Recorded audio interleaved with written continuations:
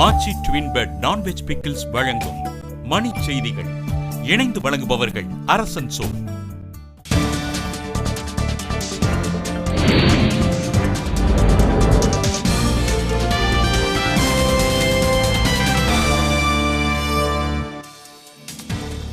இந்திய வீரர்கள் கொல்லப்பட்ட விவகாரம். டெல்லியில் அமைச்சர் அந்தோணியின் வீட்டை முற்றுகையிட்டு பாஜகவினர் ஆர்ப்பாட்டம்.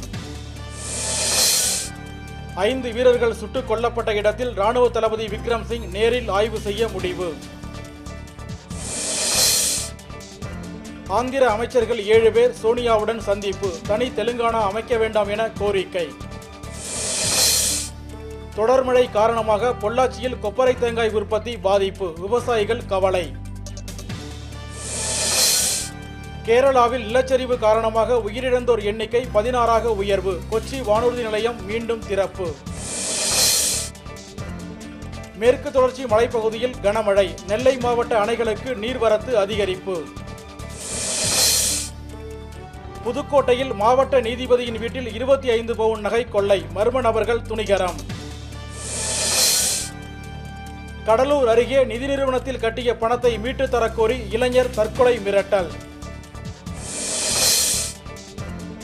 உத்தரப்பிரதேச அரசின் நடவடிக்கையில் நடுவண் அரசு தலையிடக்கூடாது என சமாஜ்வாதி கட்சி எச்சரிக்கை.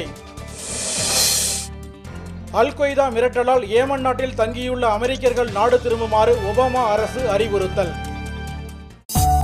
ஆச்சி ட்வின் பெட் நான்வெஜ் பிக்கிள்ஸ் வழங்கிய மணி செய்திகள்.